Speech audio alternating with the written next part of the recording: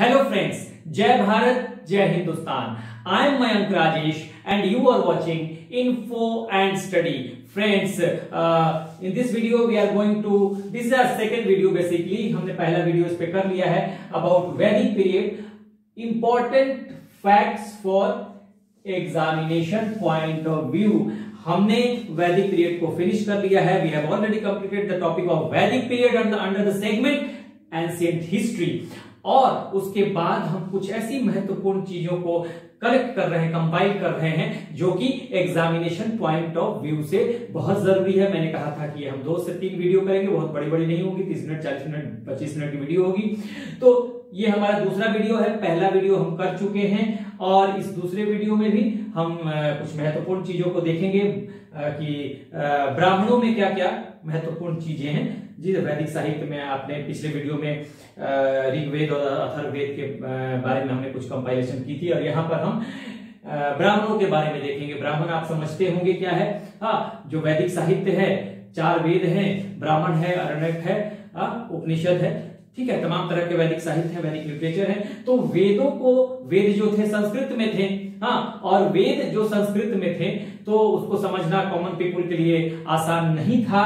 तो इसलिए जो ब्राह्मण है आसान लैंग्वेज है और जो वेद हैं, Veda are in the poetry form. ठीक है, Vedas are in the poetry form. वो उनको पोएट्री फॉर्म में रखा गया है, मतलब पद्य वाले वो फॉर्मेट में है, स्वरूप में है. लेकिन चूंकि और वो संस्कृत में भी है, तो चूंकि वो जो है वो जनमानस की भाषा थी नहीं संस्कृत, और है भी नहीं संस्कृत आज भी, तो उसको आसान बनाने के लिए स्टोरी फॉर्मेट में ब्राह्मण को लिखा गया. तो कहते हैं Brahmanas are the explanation of Veda. जो वेदों की जो व्याख्या है स्टोरी के फॉर्मेट में, आसान लैंग्वेज में ब्राह्मणों में की गई है. तो उसी तरह से हम देखेंगे कि यहाँ आज हम चर्चा करेंगे ब्राह्मणों की. अभी हमने यहाँ ऐतरेय ब्राह्मण के बारे में कुछ कंपाइलेशन किया हुआ है. ये ऑलरेडी हम पढ़ चुके हैं, सब कुछ पढ़ चुके हैं. बावजूद हमने कहा कि ये इतना कॉम्प्लिकेटेड चैप्टर है वैदिक पीरियड कि आपको कंफ्यूजन होगा. एक जगह कलेक्शन में भी लिखवाया सब कुछ हुआ है. ये सब चीजें भी मैंने पिछले डिटेल वीडियो जो हमने किया है वैदिक पीरियड का सब कुछ लिखा है. बावजूद अगर एग्जामिनेशन के समय आपको आसानी से सब कुछ मिल जाए एक जगह पे, जिसको आप जल्दी जल्दी देख सके, तो आपके लिए बहुत फायदेमंद होगा. इसलिए मैंने कहा कि भाई हम कुछ इस तरह की चीजें भी कंपाइल कर लेंगे जो आपके एग्जामिनेशन पॉइंट ऑफ व्यू से वो आपके लिए बहुत ही उपयोगी हो, ठीक है, यूजफुल हो. तो इस तरह से हमने पिछले वीडियो में ऋग्वेद और अथर्ववेद से कुछ चीजों को उठाया था और ये भी कहा था कि हम वैसे नहीं करेंगे कि हम सीक्वेंस वाइज करेंगे. हमको जहां से जो मिला, सब ऐतरेय ब्राह्मण में जो मिला हम कर लेंगे. ऐसा नहीं कि हमने बोला कि ऋग्वेद करेंगे फिर यजुर्वेद करेंगे फिर सामवेद. नहीं, उसमें हमने ऋग्वेद और अथर्ववेद से जो इंपॉर्टेंट चीजें थी मुझे लगा कि ये है तो मैंने लिख दिया. ठीक है, अब यहाँ पर हम ऐतरेय ब्राह्मण को देख रहे हैं. ठीक है, देखिए अब यहाँ पर जो है मैंने पहले भी बताया है आपको कि आप ना ये तो नोट कीजिए ही, साथ साथ आप कुछ जगह छोड़ दीजिए, 1 या 2 पेज छोड़ दीजिए, ताकि आप जब स्टडी करें और धीरे धीरे जब आप स्टडी करेंगे आपको एक्सपीरियंस होता जाएगा, अनुभव होता जाएगा. आप क्वेश्चन पेपर देखेंगे तो आपको ये पता चल जाएगा कि कौन सी चीजें जरूरी है पढ़नी एग्जामिनेशन पॉइंट ऑफ व्यू से. उसको आप नोट डाउन करते चले जाएंगे. इससे आपका जो काम है आसान होता रहेगा और आपका नोट्स भी आसानी से तैयार होता रहेगा. ठीक है, कंपाइलेशन होता रहेगा. तो अब देखिए अभी का जो वीडियो है आज का, उसमें हम अभी शुरू कर रहे हैं ऐतरेय ब्राह्मण से. ठीक है, ब्राह्मणों को मैंने क्या बताया, ब्राह्मण क्या है भाई. मैंने एक चीज देखिएगा, यहाँ भी कॉन्सेप्ट है, मैं बताऊंगा क्या क्या कॉन्सेप्ट है. और खाली फैक्चुअल नहीं है, फैक्चुअल तो है ही, लेकिन उसमें कुछ कुछ कहीं कहीं जो कॉन्सेप्ट है वो भी बहुत यूजफुल है ये. ठीक है, ऐतरेय ब्राह्मण को हमने बताया क्या है, ब्राह्मणास होते क्या है. तो ब्राह्मणास जो होते हैं वो वेदों की व्याख्या है, वेदों की व्याख्या की गई है ब्राह्मणों में. ठीक है, ये भी वैदिक साहित्य का ही हिस्सा है, लेकिन मैंने बताया कि ब्राह्मण में वेदों को आसान ढंग से समझाया गया है, क्योंकि जो वेद हैं वो संस्कृत में थे, वो श्लोक हैं, मंत्र हैं, तो सबके बस की बात नहीं है, जनमानस की भाषा नहीं है, मास की लैंग्वेज नहीं है वो. तो आसान भाषा में, और वो श्लोक में है, यानी कि पोएट्री फॉर्मेट में है, पद्य में है, लेकिन गद्य फॉर्मेट में, गद्य के स्वरूप में यानी स्टोरी फॉर्मेट में ब्राह्मणों में आसानी से आसान लैंग्वेज में वेदों को समझा दिया गया है। ठीक है, तो अब देखिए यहाँ ऐतरेय ब्राह्मण पे हम कुछ चीजें देख रहे हैं। देखिए सबसे बड़ी बात हम जाने, पहली बात कि ऐतरेय ब्राह्मण जो है इसके कंपाइलर महिदास है। ध्यान रखिएगा महिदास, ठीक है, आ जाता है एग्जाम में कई बार। तो महिदास और महिदास जो है ये कंपाइलर है, संकलन करता है। हिंदी में कंपाइलर क्या कहेंगे? संकलन करता है, संकलन किया इन्होंने, या रचना की भी कह सकते हैं।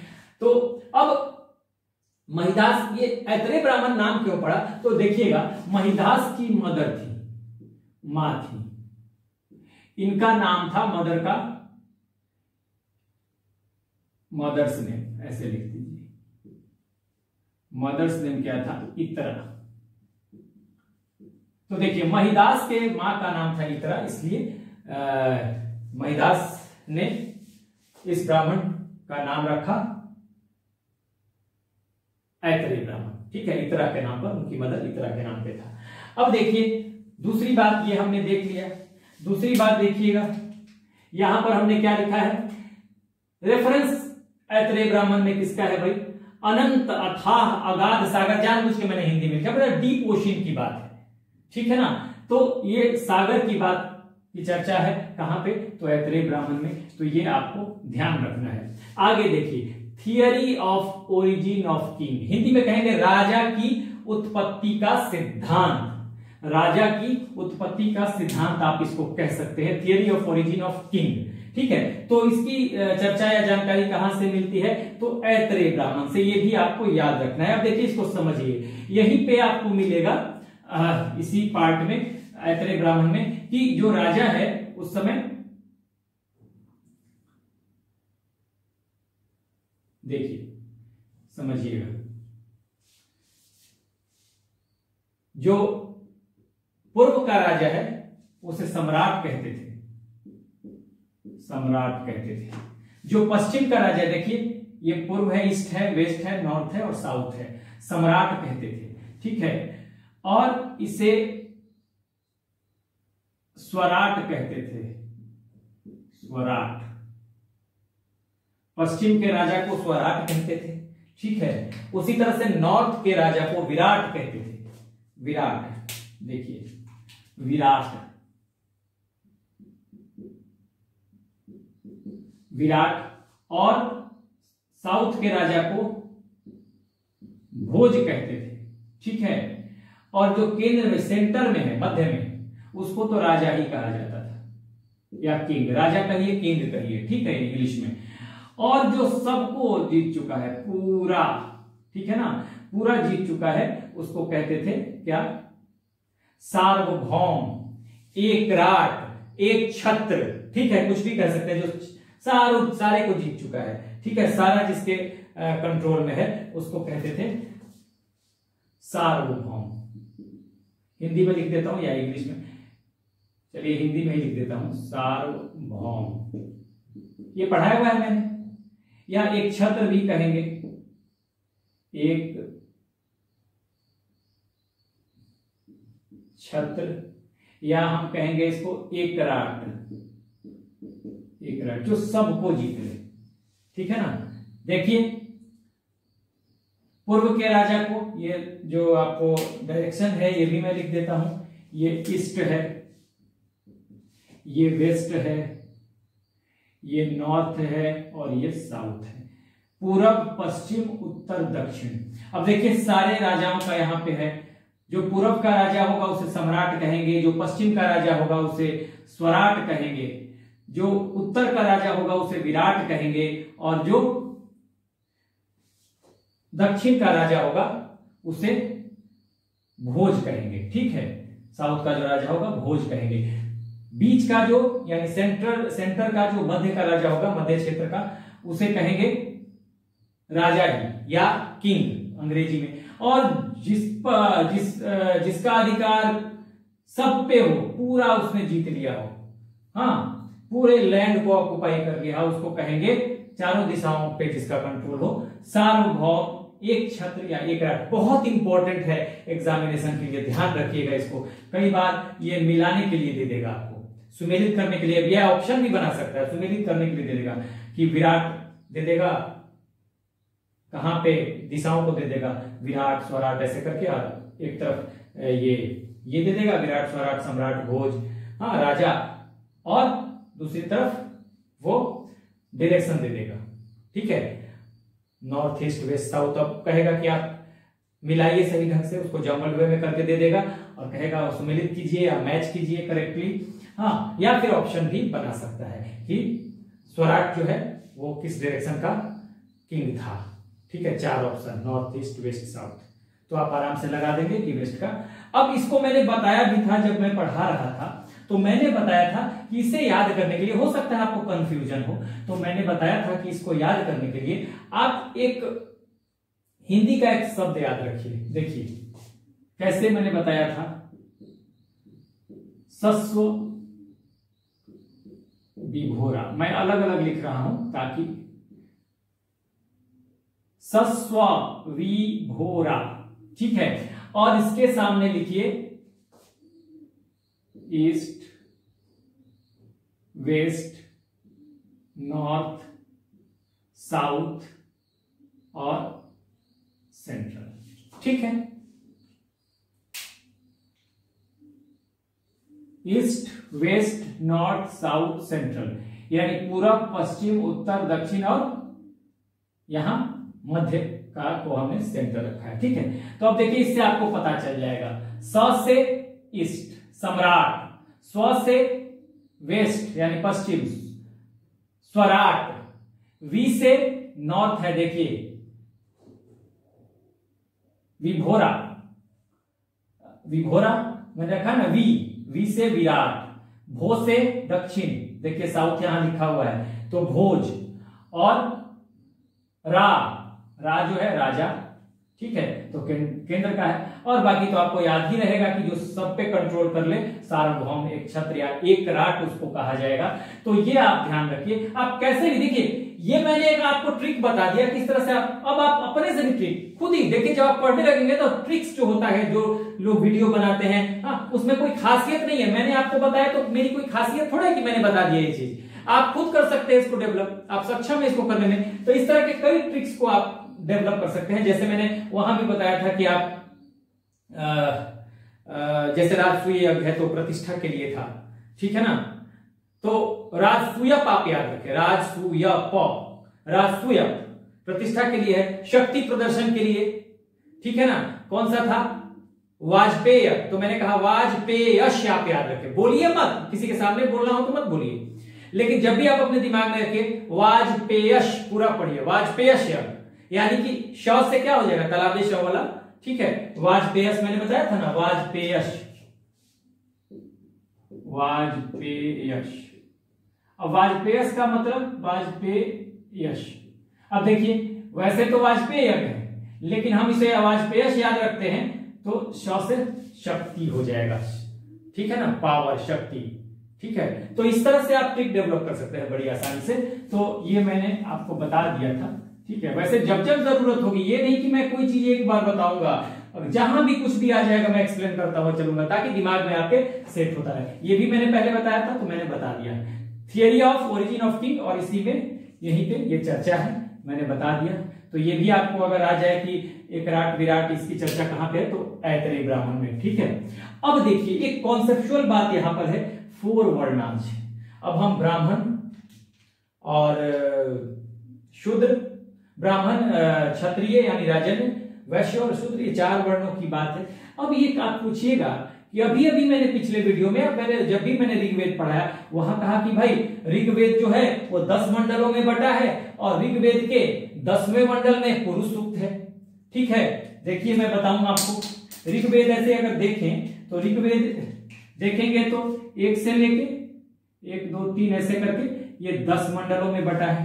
मैंने बताया था मंडल क्या है, तो मंडल किताबें हैं ऋग्वेद, हाँ, अलग अलग किताबों में बटा हुआ है, सारे किताबों को जोड़कर ऋग्वेद कहते हैं, ठीक है। तो वो 10 मंडल जो है, 1 किताब 2 किताब 3 किताब ऐसे करके 10, इनको मंडल कहा गया, बुक्स को, ठीक है। तो ये पूरा 10 मंडल मिलके ऋग्वेद बनाते हैं। तो मैंने बताया था कि जो 10वां मंडल है इसी में है पुरुष सूक्त, ठीक है, पुरुष सूक्त, ठीक है, ऋग्वेद में पुरुष सूक्त। अब पुरुष सूक्त में क्या है, इसी में आपको एक विराट पुरुष है, ठीक है, एक विराट पुरुष है, मैंने बताया था विराट पुरुष, में हिंदी में लिख देता हूं, विराट पुरुष की चर्चा की गई है, ठीक है। और विराट पुरुष के इसके कई सिर है विराट पुरुष के, लेकिन यहां मैंने देखिए विराट पुरुष के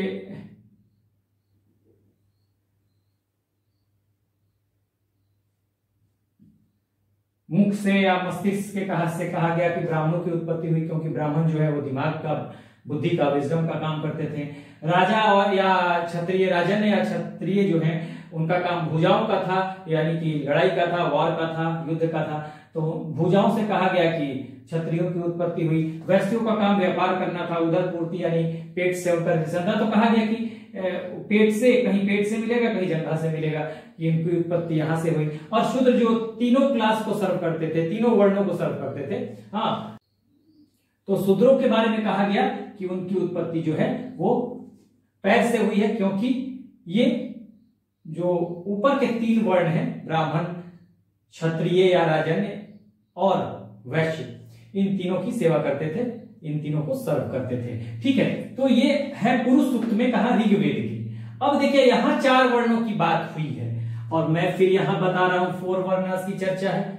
क्यों ऐसा कह रहा हूं, देखिए अब यहां पर आपको समझने वाली बात है एग्जामिनेशन पॉइंट ऑफ व्यू से। देखिए क्यों ये जरूरी था ये बताना, तो आपको आगे भी ध्यान देना है बहुत सारी चीजों पर। देखिए अब आपको जब एग्जामिनेशन में आप सवाल सॉल्व करेंगे तो आपको ये देखना है कि कौन से वेद का ब्राह्मण कौन सा है, ठीक है, कौन से वेद का ब्राह्मण कौन सा है। अब देखिए ऐतरेय ब्राह्मण जो है ये ऋग्वेद का ब्राह्मण है, और हमने बताया था ऋग्वेद में ही विराट पुरुष की चर्चा है। इसलिए अगर आपको दे दे कि वर्ण 4 वर्ण की चर्चा, 4 वर्ण की चर्चा जो है इसके बारे में सवाल दे देता है, ऑप्शन में रहता है आपके, क्या रहता है, 4 ऑप्शन कोई रहता है, और 4 ऑप्शन में अगर ऋग्वेद है तो आप दे ही देंगे कि ऋग्वेद में इसकी चर्चा है। लेकिन कई बार आपको कंफ्यूज करेगा और वहां पर ऋग्वेद नहीं देगा, ठीक है, दे देगा सामवेद, अथर्ववेद, ठीक है, और 2 ब्राह्मणों के नाम दे दिया, शतपथ ब्राह्मण, ऐतरेय ब्राह्मण, ठीक है, शतपथ ब्राह्मण और ऐतरेय ब्राह्मण। देखिए दे देगा क्या, सामवेद, सामवेदा, अथर्ववेदा, ये ऑप्शन है ए बी। फिर दे दिया आपको ऐतरेय ब्राह्मण, ठीक है ना, ब्राह्मण, और फिर दे दिया यहां पर ऐतरेय ब्राह्मण दे दिया, और ऐतरेय ब्राह्मण के बाद आपको मान लीजिए दे दिया शतपथ ब्राह्मण। अब आपने तो पढ़ा हुआ है कि ऋग्वेद में है, लेकिन आपको अब यहां पे देखना यह है कि अगर ऋग्वेद ऑप्शन में नहीं है तो अब आपको दिमाग लगाना है कि क्या अगर ये ब्राह्मण सामवेद में तो है नहीं, अथर्ववेद में तो है नहीं, है ऋग्वेद में, हमने वहां पे दे दिया है ऐतरेय ब्राह्मण, यहां पे ऑप्शन में शतपथ ब्राह्मण। तो अब आप दिमाग लगाएंगे कि ऐतरेय ब्राह्मण किसका ब्राह्मण है, कौन से वेद का, तो ऐतरेय ब्राह्मण ऋग्वेद का ब्राह्मण है, ध्यान दीजिएगा। तो ऐतरेय ब्राह्मण अगर ऋग्वेद का ब्राह्मण है, उसी का तो एक्सप्लेनेशन है, तब आप ऋग्वेद ऑप्शन में नहीं है तो आप क्या करेंगे, फिर आप लगाएंगे ऐतरेय ब्राह्मण, आपका सही आंसर होगा। इसी तरह से अगर कोई चीज किसी ब्राह्मण में दिया हुआ है और वो ब्राह्मण है ही नहीं ऑप्शन में, लेकिन उसका वेद दे दिया है, यानी उसी वेद का एक्सप्लेनेशन होगा, तो आप उस वेद को सही आंसर करेंगे। तो ये आपको समझना है। देखिए पढ़ते पढ़ते आपको आइडिया होगा कि कॉन्सेप्ट कितनी बड़ी चीज होती है, ठीक है ना, तो ये ध्यान रखिएगा। तो इसीलिए यहां पर भी चर्चा अगर होती है कि 4 वर्णास की, तो ऐतरेय ब्राह्मण में 4 वर्ण की चर्चा तो है ही, ठीक है, क्योंकि ऋग्वेद में के 10वें मंडल के पुरुष सूक्त में विराट पुरुष की चर्चा है, और फिर विराट पुरुष के अलग अलग अंगों से, शरीर के अंगों से 4 वर्णों के उत्पत्ति की यानी ओरिजिन की बात कही गई है ऋग्वेद में। लेकिन चूंकि ऋग्वेद का ब्राह्मण क्या है, ऐतरेय ब्राह्मण है, तो 4 वर्णास को यहां भी हम रखेंगे, ठीक है। उसके बाद देखिए ये हो गया। देन हमें ऐतरेय ब्राह्मण में ही चर्चा है बर्थ ऑफ डॉटर्स को कहा गया है, पुत्रियों के जन्म को कहा गया है रीजन ऑफ सॉरो। ठीक है, दुख का कारण इसमें कहा गया है, कहां पे कहा गया है, ऐतरेय ब्राह्मण में, कि बर्थ ऑफ डॉटर्स जो है यानी पुत्री के जन्म को दुखों का कारण बताया गया है, और सन यानी पुत्र के जन्म को कहा गया है कि भवसागर को पार करने वाला है, यानी कि पुत्र का जन्म भवसागर पार कराता है, यानी सारे कष्टों से मुक्ति देता है, सारे कष्ट को का निवारण करता है अगर पुत्र का जन्म हो। लेकिन पुत्री का जन्म होता है तो यानी डॉटर का जन्म होता है, बर्थ ऑफ द डॉटर या birth of a girl child, इसको कहा गया रीजन ऑफ सॉरो, दुखों का कारण बताया गया। कहां पे, ऐतरेय ब्राह्मण में। तो ये आप ध्यान दीजिएगा कि ऐतरेय ब्राह्मण में ये बात कही गई है। और इस तरह से ऑप्शन में अगर ऐतरेय ब्राह्मण ना हो, हाँ, और ऋग्वेद दे दे, ठीक है ना, अगर ऑप्शन में ऐतरेय ब्राह्मण हो ही नहीं और कहीं आपको ऋग्वेद दिखाई दे रहा है, चूंकि ऐतरेय ब्राह्मण में ये बात कही गई है और ऋग्वेद दिखाई दे रहा है और ऐतरेय ब्राह्मण है नहीं, तो आपका ऑप्शन क्या हो जाएगा, ऋग्वेद हो जाएगा। तो ये आपको ध्यान देना है क्वेश्चन करते समय। ठीक है, अब देखिए इसी तरह से एक यहाँ पे है ऐन्द्रा महाभिषेक। ऐन्द्रा महाभिषेक के बारे में समझ लीजिए, इसकी चर्चा भी ऐतरेय ब्राह्मण में है, ऐन्द्रा महाभिषेक की। तो अब ऐन्द्रा महाभिषेक जो है जिसको that is related to Indra, यहां इसको मैं मिटा दूं फिर मैं बताता हूं। ऐन्द्रा का मतलब रिलेटेड टू इंद्र, ठीक है ना। ऐन्द्रा एक नक्षत्र या एक योग कहा जाता है जिसमें किसी का जन्म होता है, तो कहा जाता है वो बहुत समृद्धशाली होता है और वो बहुत धनवान होता है, पैसे वाला होता है, वेल ऑफ होता है, ऐसा कहा जाता है। तो ये ऐन्द्रा रिलेटेड टू इंद्र, इंद्र बहुत पावरफुल देवता थे, सबसे पावरफुल ऋग्वेद के जो देवता थे वो इंद्र थे। तो ऐन्द्रा महाभिषेक की चर्चा भी ऐतरेय ब्राह्मण में हुई है। इसी तरह से इनमें से कोई भी चीज अगर ऐतरेय ब्राह्मण में तो है, लेकिन ऐतरेय ब्राह्मण अगर ऑप्शन में ना हो तो आप ये देखिएगा किस वेद का ये ब्राह्मण है, ठीक है ना। तो अगर वो वेद वहां पे हो तो उस वेद को अगर ये ऐतरेय ब्राह्मण के रूप में नहीं दिया हो ऑप्शन में और वेद दिया हो तो आप वहां पे चले जाएंगे और ऑप्शन वो करेक्ट कर देंगे। ठीक है, तो ये आपको चालाकी दिखानी है क्वेश्चन को सॉल्व करते समय। तो ये पार्ट मेरा हो गया, हमारा हो गया। आगे बढ़ते हैं, आइए अब देखते हैं हम शतपथ ब्राह्मण के कुछ महत्वपूर्ण बातों को हम देखेंगे। यहां पर देखिए, यहां पर शतपथ ब्राह्मण की अगर हम बात करें तो इसमें कुछ जो महत्वपूर्ण चीजें हैं, सबसे बड़ी बात ध्यान रखिएगा, कंपाइलर कौन है यानी संकलनकर्ता कौन है, या अगर रचना ही दे दे कि किसने रचना की, तो याज्ञवल्क्य।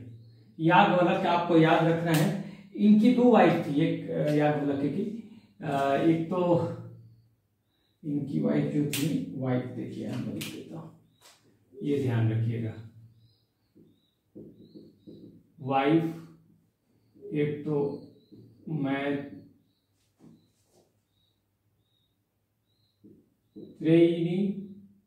मैत्रेयी और दूसरी थी कात्यायनी।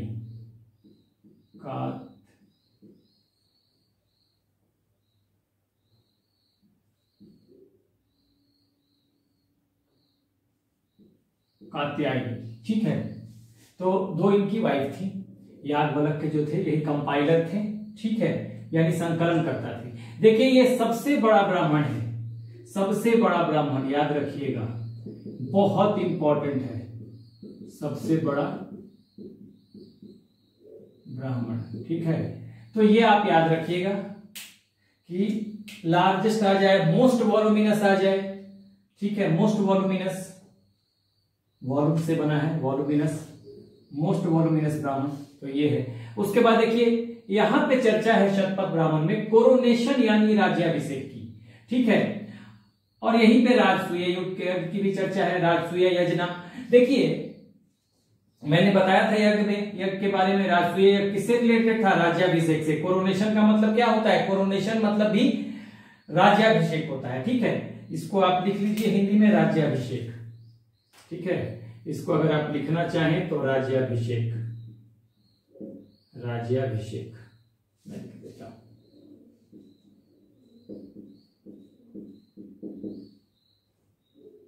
राज्याभिषेक, कोरोनेशन का मतलब। और यहीं पे आपको राजसूय यज्ञ भी किसके लिए था, राज्याभिषेक से संबंधित था, और यहां पर राजा के प्रतिष्ठा की बात होती थी। ठीक है, राजा के प्रतिष्ठा की बात होती थी, प्रतिष्ठा बढ़ाने के लिए।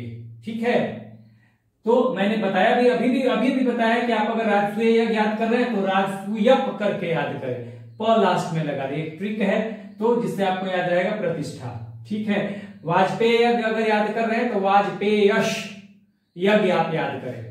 लिखने के लिए आप वाजपेयी लिखें या बोलने के लिए सबके सामने आप वाजपेयी बोले, लेकिन वाजपेयश अगर याद रखते हैं तो श यानी तालाबे श से शक्ति को डिनोट करता है ये। तो इस तरह से आपको चीजें याद हो जाएंगी और ऐसे करके आप तमाम ट्रिक्स डेवलप कर सकते हैं। ठीक है, अब देखिए यहीं पे आपको 12 रत्निनों की चर्चा हुई है।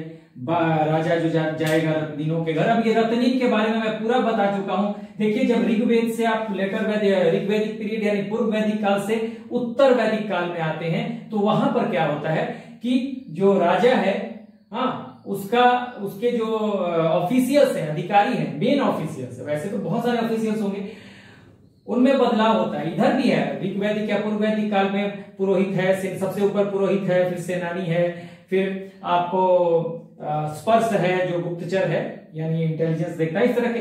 लेकिन जब आप आएंगे तो ये जो ऑफिशियल्स है ऋग्वैदिक से आपको उत्तर वैदिक काल में, लेटर वैदिक पीरियड में 12 रत्निन्स में मेन ऑफिशियल्स बदल जाएंगे और 12 रत्निन्स होंगे। ये जेम्स पहनते हैं, जेम्स एंड ज्वेलरी जिसको कहते हैं, रत्न पहनते हैं कानों में। ठीक है, तो इसलिए इनको रत्निन भी कहा गया। इसमें आपको हो जाएगा, देखिए आप पूर्व वैदिक काल में है तो सबसे टॉप ऑफिशियल जो है वो पुरोहित है। लेकिन देखिए अब उत्तर वैदिक काल में लड़ाइयां बढ़ जाती है। मैंने बताया था ना कि परिवर्तन होगा। यहाँ पूर्व वैदिक काल में कबीलाई समाज है, उत्तर वैदिक काल में कबीलाई समाज टूटता है, यानी कि ट्राइबल स्ट्रक्चर पूर्व वैदिक काल में है।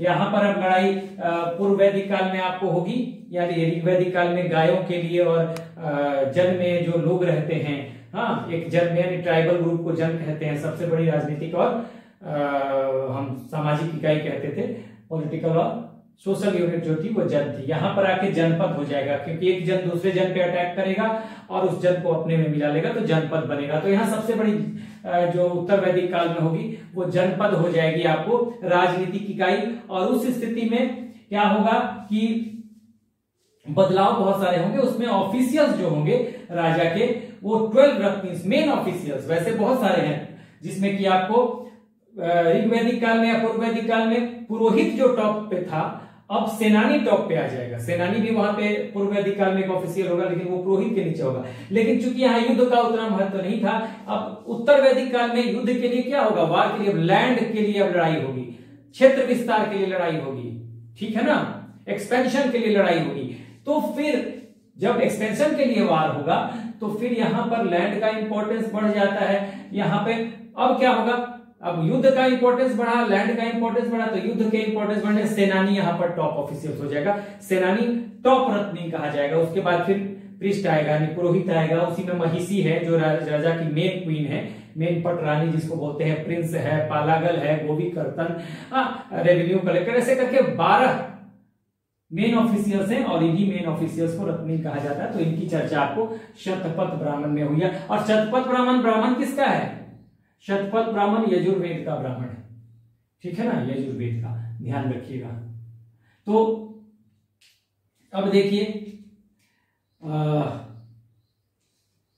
यहां पर इसके अलावा रीबर्थ पुनर्जन्म और जल प्लावन। जल प्लावन का मतलब है ओवरफ्लो, नदियों के और समुद्रों के ओवरफ्लो की बात है। मतलब ज्यादा ये बहने लगेंगे, जमीन पे आ जाएगा इनका पानी, ओवरफ्लो होने लगेगा। समुद्र और सागर हैं, नदियां हैं, इनका पानी जो है बाहर निकल के जमीन पे आएगा, लैंड पे आएगा और बाढ़ वाली स्थिति उत्पन्न हो जाती है, तो जल प्लावन उसको कहते हैं। तो ये इसकी चर्चा भी आपको शतपथ ब्राह्मण में मिलेगी। ठीक है, उसके बाद बहुत इंपॉर्टेंट है विदेह माधव एंड गौतम राहुगन की कहानी। हम हमेशा मैं बताते रहता हूं, एक्सपेंशन के समय जब हम वैदिक एक्सपेंशन की बात करेंगे तो वहां पे वैदिक काल में जो उत्तर वैदिक काल का एक्सपेंशन होगा वहां विदेह माधव और गौतम राहुगन की कहानी जो है वो शतपथ ब्राह्मण में इसकी चर्चा है। देखिए विदेह माधव की जगह विदेह माधव भी कहीं, विदेह माधव भी, तो नाम में थोड़ा बहुत फर्क मिल सकता है। तो जब हम देखिए इसको हम एक्सपेंशन पढ़ रहे थे तो मैंने बताया था, देखिए ये है, यहां पर मैंने बनाया हुआ भारत, ये है पाकिस्तान, और ये अफगानिस्तान। एक तरह से मैंने रफ ये मैप बनाया हुआ है। और जब हमने बताया था कि देखिए इसका जो एक्सपेंशन था ये है सिंधु रिवर, इंडस रिवर, हाँ सिंधु यानी इंडस, उसके बाद ये जो है आपको झेलम, फिर चेनाब, फिर रावी जिसे पुराना नाम परोशनी था। देखिए इंडस का तो इंडस ही था, झेलम का आपको था वितास्ता, ठीक है ना। उसी तरह से चेनाब का नाम अस्किनी था, मैंने लिखवाया हुआ है सारा, पुराना नाम याद रखिएगा। उसी तरह से रावी का नाम परोशनी, दशराज युद्ध के बारे में मैंने पिछले वीडियो में बताया था, ऋग्वेद में बताया हुआ है। तो रावी का परोशनी, उसके बाद ये है आपको सतलज, और इसी में यहां से ये व्यास पहले होगी, व्यास का नाम पुराना नाम विपाशा, सतलज का शत्रुधि। तो ये सप्त सैंधव प्रदेश था, मैंने बताया था। ये सरस्वती है, जो पहले कभी सरस्वती बहती थी, आज नहीं है, विलुप्त हो गई है। और आज के समय में राजस्थान में घग्घर नदी बहती है, उसे सरस्वती का स्वरूप माना जाता है, मैंने बताया था। और यहां से ये अरावली पर्वत है। तो ठीक है, तो हमने जब एक्सपेंशन बताया था, मैंने बताया था कि ऋग्वैदिक काल का जो एक्सपेंशन है वो अगर हम देखें तो यहां पर आप देखिएगा तो ये यहां पर वेस्टर्न यूपी तक है, ठीक है। यहां पर अगर हम देखें तो कहा जाता है कि यहां पर